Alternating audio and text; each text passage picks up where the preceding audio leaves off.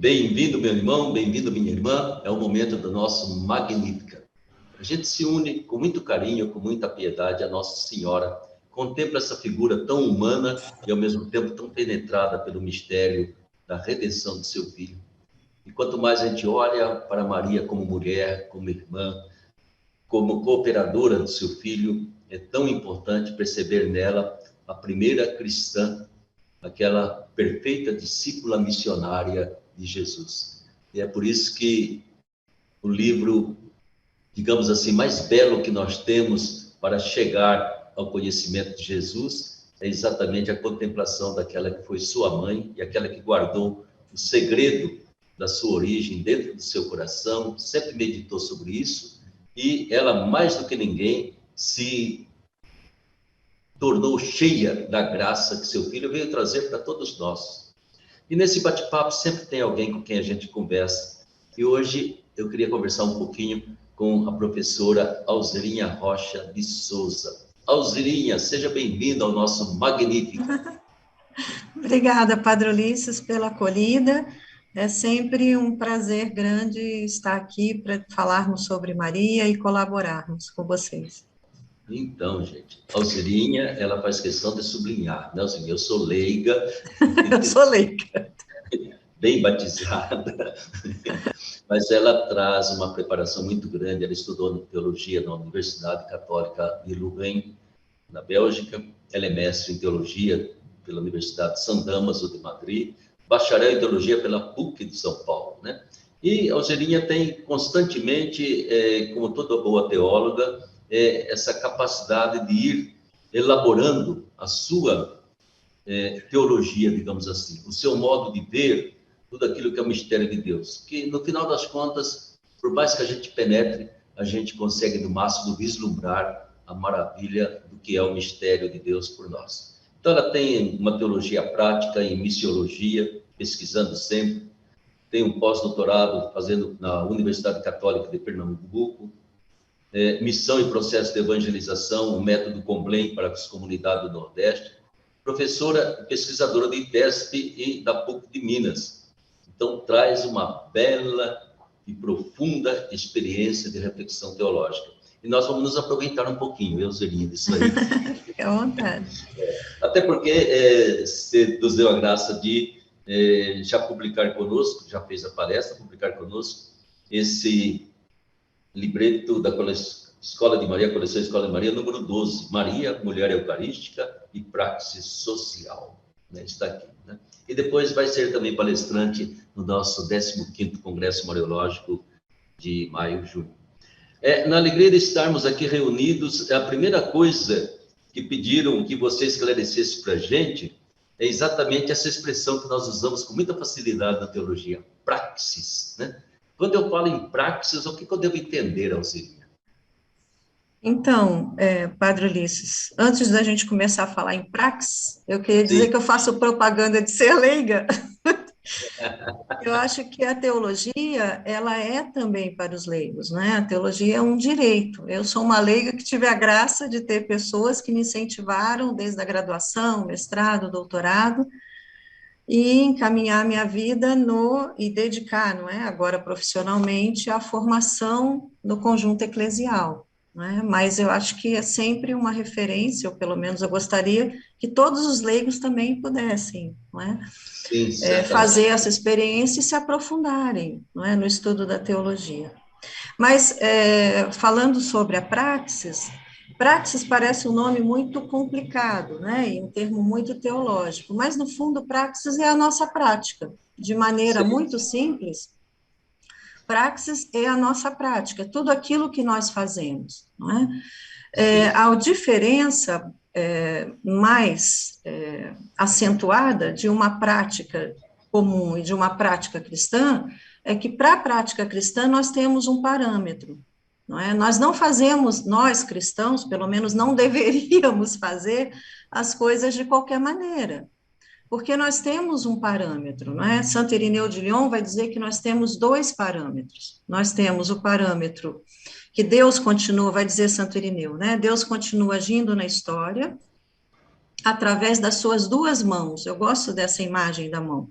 que é a mão sim, do Filho e a mão do Espírito. Quer dizer, nós temos na nossa prática, naquilo que nós fazemos, o parâmetro da prática de Jesus. Quer dizer, de uma maneira bem simples, a gente sabe o que tem que fazer. É só voltar nos textos evangélicos e ver o que Jesus fazia e a gente ir reformulando ou ir conformando, no sentido não de estar conformado, mas de se tornar conforme, de acordo com a prática de Jesus. E o que nos ajuda nessa realização da nossa prática mais próxima da prática de Jesus é a outra mão de Deus, então, que é o impulso do Espírito, que nos ajuda, que age no mundo, não é?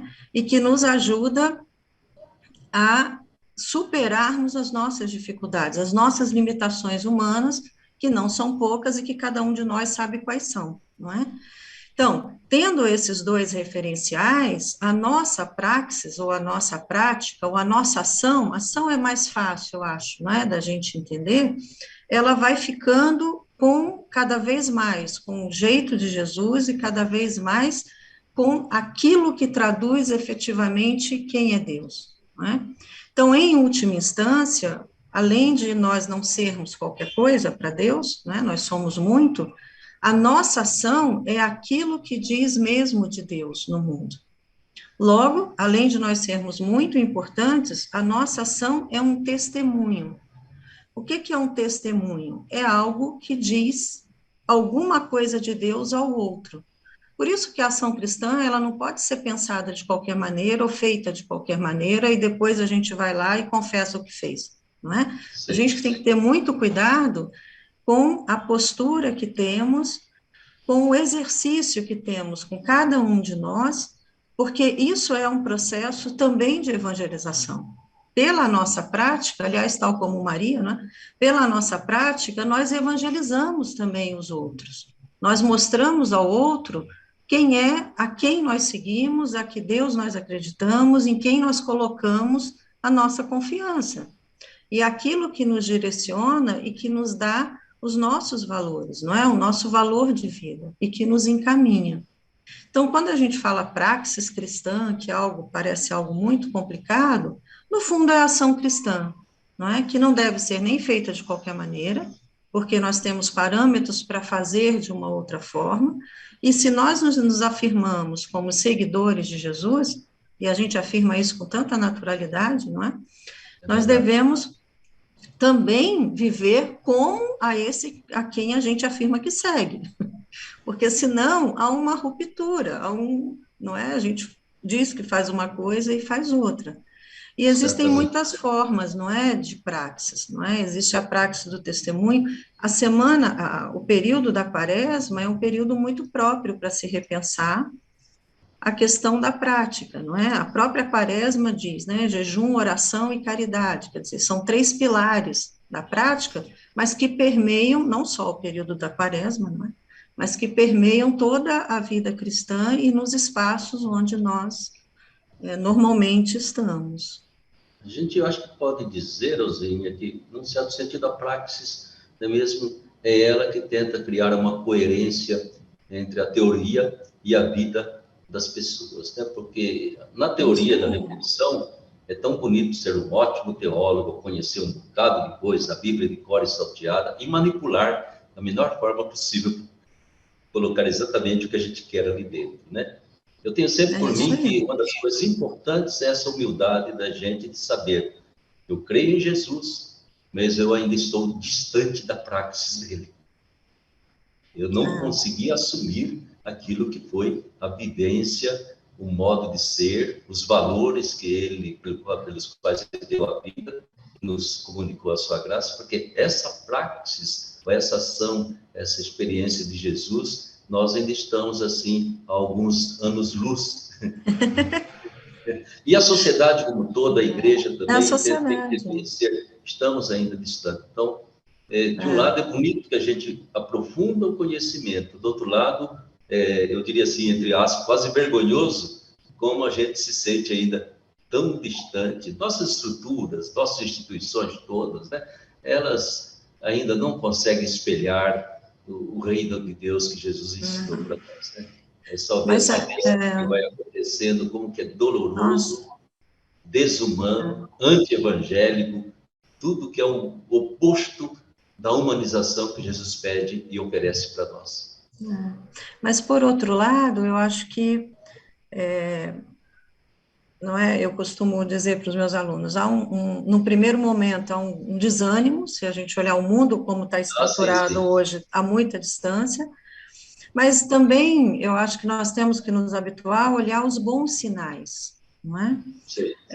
São sinais pequenos em relação ao todo, não é? Da estrutura social, sobretudo, que nós temos, e não precisamos ir muito longe, né? Vamos olhar a estrutura social do nosso país, que já dá Nossa uma Senhora. boa reflexão, não é? Mas mesmo assim, eu acho que em pouco as pessoas, a gente consegue ver alguns núcleos que já começam e que sempre refletem já há algum tempo, por assim dizer, essa boa praxis cristã, não é? A gente vê alguns resultados, algumas obras sociais da própria igreja, quer dizer, o cuidado que as pessoas têm com os outros, nas diversas pastorais, etc., né? Agora, uma coisa eu acho que o senhor tem razão, quer dizer, é um estar constantemente atento, para que essa praxis não se torne, e que essas obras todas que nós já vemos, não se torne um exercício de poder, um exercício de dominação do outro. Né? Eu acho É, que a nossa prática, ela tem uma definição, e a definição é dada por Jesus, de ajudar o outro a ser cada vez mais, tal como eu também desejo para mim. Não é? Então, é uma praxis libertadora. Não é? A praxis de Jesus é uma praxis libertadora e não dominadora, não é? mas Mas é um longo caminho, sem dúvida alguma, não é? E é uma luta constante, não é, de cada um de nós. eu acho que Jesus aí se satisfazia tremendamente na sua convivência com os pobres, doentes, enfermos, descartados, né? Ali ele falava o reino de Deus é de vocês. Vocês estão dentro, né? É isso aí. E olha, a mesma coisa com o nosso povão, sabe? A gente sente esse mistério de um reinado de Deus na vida dessa gente, que faz essa gente nunca perder a esperança, seguir em frente, perdas daqui, perdas dali. E esse pessoal, É. ao mesmo tempo, eu tenho uma confiança tão grande, Euslinha, que Deus vai nos dar tempo, sabe? Ainda tem alguns milênios e milênios pela frente para que o ser humano possa chegando à estatura de Jesus Cristo, né? Um dia ele vai É. reconhecer que os poderosos não dão certo. Mas aqui, então, com esse livro Seu Escola de Maria, vamos conversar um pouquinho aqui. Há três verbos que você associa a Nossa Senhora, que eu queria que você comentasse um pouquinho. Escutar, guardar, frutificar, né? Como é que você lê na vida de Maria esses três verbos? A mulher que escuta, a mulher que guarda, a mulher que frutifica. Não é? Então, esses três verbos, eles nascem, essa reflexão, ela nasce de uma leitura lucana, não é? Lucas vê Maria como um caminho para o discipulado. Lucas vê Maria como a perfeita discípula de Jesus, a primeira e a perfeita discípula. E o Evangelho nos diz que ele lê essa pessoa de Maria e chega a esse discipulado a partir desses três verbos, não é?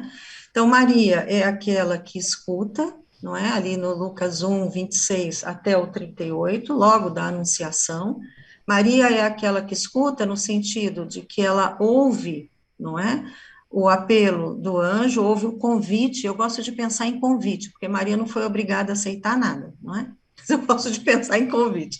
Então, é aquela que tem aquele diálogo com o anunciador de Deus, e a partir dessa abertura, isso é que é escutar. Escutar não é simplesmente entrar por um ouvido e sair pelo outro. Não é? Escutar, a gente escuta muitas coisas, mas ouvir, a gente ouve muitas coisas, e escutar, a gente escuta aquilo que de alguma maneira nos transforma, nos toca de alguma maneira. Então, Maria é aquela que, escutando a voz de Deus, ela abre espaço em si, que a leva a dizer o seu sim à participação desse projeto de salvação, não é? E essa participação, ela é essencial, e ela é essencial porque o caminho que Deus escolhe é o caminho da encarnação, não é? Então, a partir dessa escuta, no primeiro momento, ela assume, então, esse plano junto com, ou dentro, melhor dizendo, do plano proposto por Deus. Depois, no segundo momento, o verbo é guardar, não é? Maria é aquela que guarda no seu coração, e aí tem Lucas 15, 19, ou no 45, 51, aparece duas vezes, situações que talvez nem Maria mesmo estivesse entendendo muito o que estava acontecendo, e o texto vai dizer, e ela guardava tudo isso no seu coração. Guardar no coração é meditar sobre aquilo, é buscar sentido sobre as coisas que estão acontecendo. Então, Maria é aquela que não é uma pessoa impulsiva, vamos dizer assim, não é? É no sentido de fazer memória na sua tradição, não é? A tradição que esperava o Messias, que esperava aquele que fosse fazer a redenção de Israel. Então, ao mesmo tempo que ela faz memória, que ela reza, que ela lembra, buscando sentido, ela atualiza para o presente em que ela está vivendo. Então, essa forma é uma forma de oração e é uma forma, ao mesmo tempo, de ação, né? Guardar e fazer memória não é só ficar lembrando do que foi, não é? Se ela ficasse só lembrando da sua tradição, não ia dar nenhum sentido ao que estava acontecendo consigo, por uma única razão, ninguém sabia que Deus ia fazer esse movimento, não é? Esse movimento foi sendo compreendido ao longo, não é, da sua história e da sua experiência com a própria geração do Filho de Deus em si. Não é? É interessante pensar que ela guarda num primeiro momento, e depois, lá na frente no texto, quando vem os magos do Oriente oferecer os presentes a Jesus, ela continua guardando. E eu fico Sim. imaginando a cena de alguém pensando, mas por que essa gente tão diferente de outras culturas, não é, com outras referências culturais e talvez religiosas, estão vindo a mim?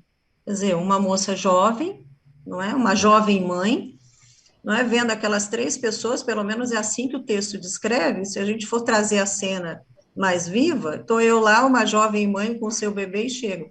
Então, é um guardar que todos nós também, de alguma maneira, aprendendo com Maria, né, como é que nós deveríamos escutar e os sinais de Deus e abrir espaço em nossa vida, e como é que nós guardamos e fazendo memória, de outra maneira, como é que nós percebemos aquilo que nós cremos, a nossa tradição, a nossa fé, nos sinais presentes da vida que nós temos, que é o que Maria fez. E ela não só escutou como guardou, como ela fez alguma coisa com isso. Não é? Maria Sim. também teve a sua praxis, Maria também teve a sua praxis cristã e a sua ação. Né? Então, Lucas vai dizer, Maria, ela é missionária, não é? Ela não guarda para si esses acontecimentos e fica parada, não é? Onde ela Ela, está. O ela não primeiro foi passiva. movimento, não é? O primeiro movimento é ir em direção a Isabel, por exemplo, não é? E Sim. ajudar e socorrer a sua prima também no momento final, vai dizer o texto, não é? No momento final de gestação. Então, olhando a pessoa de Maria segundo a leitura lucana, o olhar de Lucas, Maria é aquela que escuta, é aquela que guarda e é aquela que faz alguma coisa com isso. Não é? Então, esse livro, que essa publicação, ela trata em última instância disso, não é? A partir desses três verbos, Maria, que tinha o Cristo em si, não é? Por isso que ela é uma mulher eucarística, e como é que cada um de nós, hoje, tendo a Eucaristia diante de nós, que é uma outra forma de se ter a presença real de Jesus conosco, também somos impulsionados a uma ação, a partir da escuta, a partir do fazer memória, que é próprio da Eucaristia, não é? Nós não fazemos memória unicamente para guardar o que Jesus fez, ou para repetir o que Jesus fez, mas para atualizar e ressignificar para o momento presente da história, não é? É. O que nos impulsiona a uma outra ação nesse momento presente. Então, é nesse sentido que Maria é uma mulher eucarística e nos aponta caminhos para que nós também continuemos a ser, não é? Continuemos a pautar o nosso discipulado, não é? Já que Lucas diz que ela é perfeito discípulo, e a discípula por excelência, não é? Como é que nós possamos, olhando para a pessoa de Maria, nós podemos também exercer o nosso discipulado a Sei. partir desses três verbos, não é? Então, é nesse sentido que eles aparecem nesse texto. E a gente poderia, Alzirinha, fazer uma analogia, uma comparação, digamos assim, quando você fala de vivenciar exatamente esse escutar, guardar e frutificar, entre o mistério da encarnação, que Maria vivenciou, não é mesmo? E aprofundou, e o mistério, e vamos dizer assim, a própria celebração, digamos, da Eucaristia, essa analogia com a própria encarnação, né? Como se, de alguma forma, sacramentalmente, a gente vivencia essa encarnação de Jesus na vida da gente, né? Esse guardar, estar com Ele, e esse frutificar depois. Ou seja, não haveria uma analogia entre a experiência, a praxis de Maria, o modo como ela vivenciou esse dom de Deus que ela recebeu, e aquilo que depois fica para toda a igreja, fica para cada cristão, cada cristã, né? Um certo mistério da encarnação, porque a gente quase sempre faz a referência da Eucaristia ao mistério da ressurreição, mas eu tenho por mim que há um mistério da encarnação também, que se Claro, atualiza na vida da gente.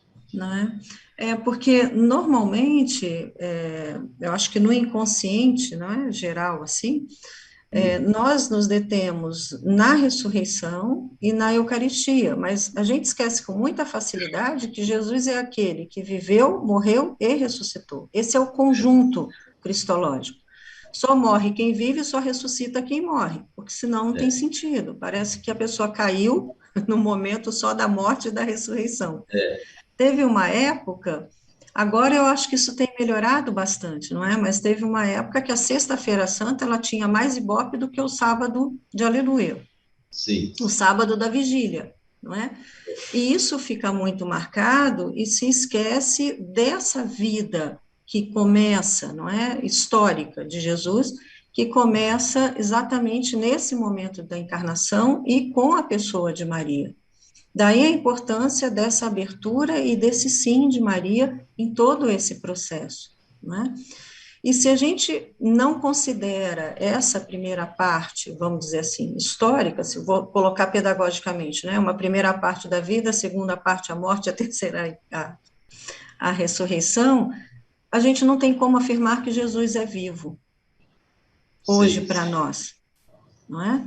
Então, essa relação, eu acho que é uma relação que precisa ser resgatada a partir da consciência que nós temos e da certeza que nós temos que Jesus é aquele que é vivo e que nos acompanha.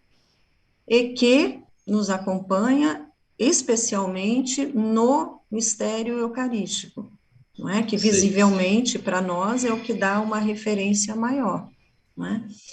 Mas, de fato, eu acho que Maria vive essa experiência com um Jesus histórico, nós não temos mais essa referência histórica, mas nós temos a percepção dessa vivência de uma outra maneira. Então, nesse sentido, nós podemos nos espelhar em Maria e darmos continuidade àquilo, ou não é, a maneira de nós sermos e considerarmos a presença de Jesus hoje conosco nessa caminhada histórica que nós fazemos. Certo, eu acho que é importante para nós, entende? E nesse sentido que Maria surge, né, como a privilegiada de Deus, tudo bem, mas para nós como um modelo, né? Exatamente. Ela é o ser humano que mais deu certo de toda a criação. Às vezes eu digo Não é? assim, se Deus olhasse para nós e falar, poxa, eu não vou me arrepender de criar esse pessoal. Eu sempre penso naquela cena de Abraão dialogando com Deus para ver se poupa Sodoma, né? Se Será que tiver Deus só um, sobração, né? Eu falei, eu tenho certeza de que Maria deu certo para Deus. Nós vamos aqui na esteira caminhando junto com ela, mas ela deu certo. Né? É nesse sentido que ela é um modelo maior que nós podemos ter, evidentemente, sempre a imagem do seu filho encarnado, realmente. Ele, essa estatura do ser humano que nós não atingimos facilmente.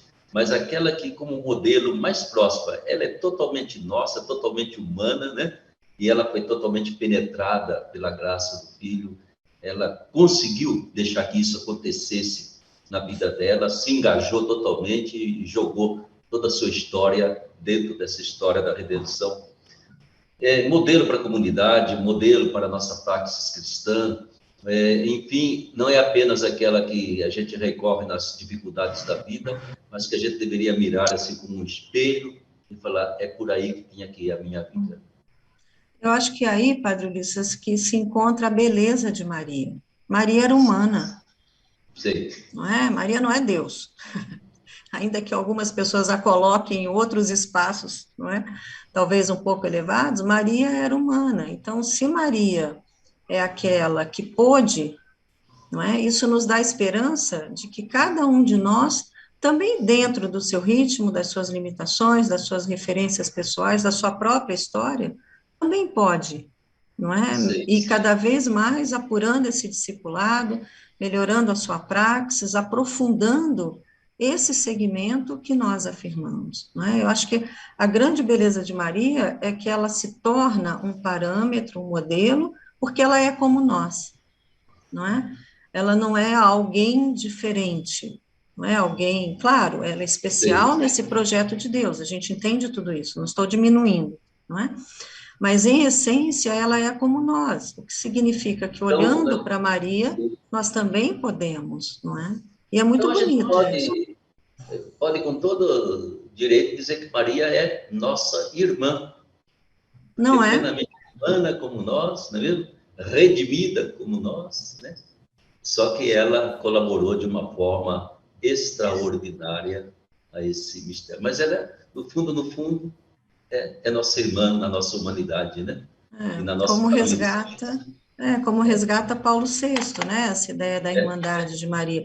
E também é uma grande pedagoga, não Sei, é? Acho que Maria, para nós, é uma grande pedagoga, não é? Se olharmos e cada vez mais aprofundarmos a sua forma de ser, eu acho que nos ensina muito a nossa forma, ou melhorar muito a nossa forma também de sermos discípulos, né?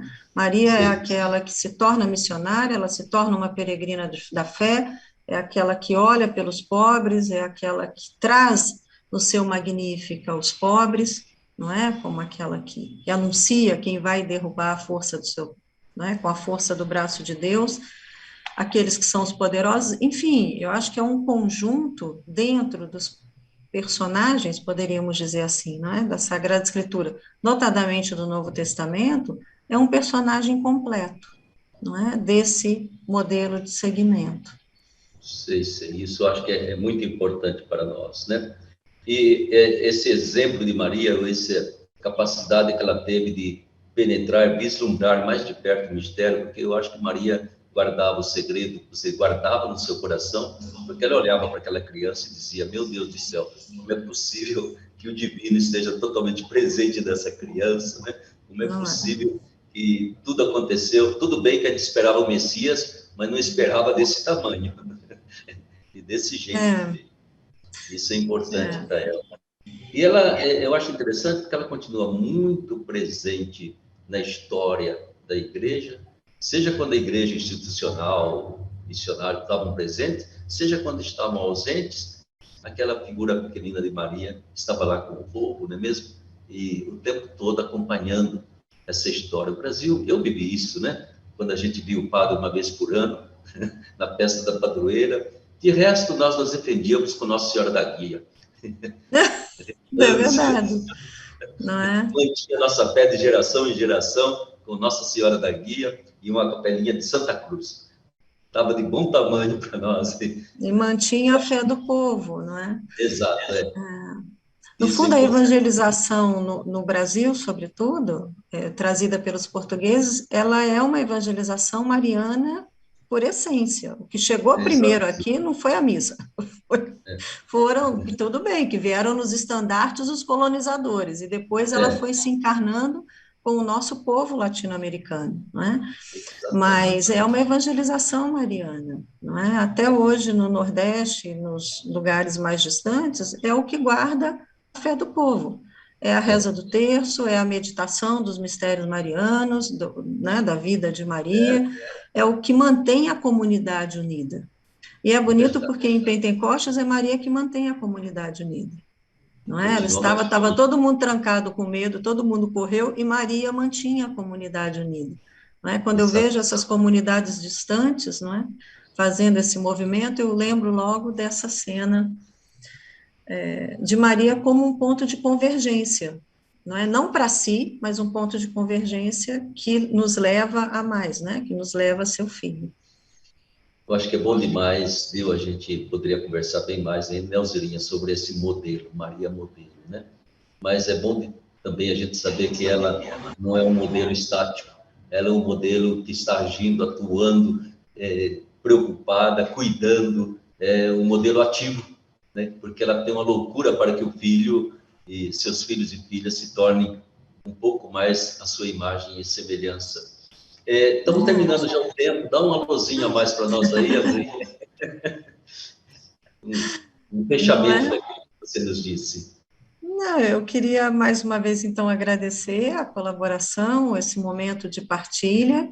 Queria lembrar, então, do congresso que vem aí, não é? O Congresso Mariológico, em que nós vamos tratar Maria e o processo da sinodalidade, que é um processo de compreensão, de uma nova compreensão da igreja, que o Papa não inventou, não tirou da cartola, mas deveria já ser uma igreja que trata as pessoas como iguais, e ser sinodal é isso, não é? É dar voz às pessoas, e que nesse congresso nós vamos pensar, a partir do referencial mariano, como é que a igreja também se coloca nesse processo novo, de preparação ou em preparação ao Sínodo dos Bispos no próximo ano. Né? Toda a igreja do mundo, né, e a igreja do Brasil, inclusive, está nesse processo atual de escuta para darmos a nossa colaboração ao Sínodo dos Bispos. E eu entendo que o Congresso também vai dar a sua colaboração nessa reflexão do momento atual da igreja. Não é? Então, estou muito animada para participar. Participar, viu? Bom demais, né? E Nossa Senhora continua acompanhando aí, né? Esse amor que você tem por Nossa Senhora, essa capacidade de refletir conosco. Muito obrigado, Alzerinha, pela Imagina, eu que agradeço. Magnífica, né? E para você que nos acompanhou mais uma vez, fica aí esse momento da Academia Marial, sempre procurando oferecer para você essa imagem tão maravilhosa dessa mulher que foi e é significativa, importantíssima, para que a gente possa dizer que sou discípulo, sou discípula de Jesus. E ela é o nosso modelo. Ela é aquela que realmente não guardou para si e fez com que a sua experiência, a sua praxis de Jesus se estendesse até hoje e vai se estender até o final dos séculos a todos aqueles que querem seu encontro pessoal, profundo, com o nosso Redentor, Pastor e Salvador. Um abraço para vocês, fique com a bênção de Nossa Senhora Aparecida e muito obrigado pela sua atenção.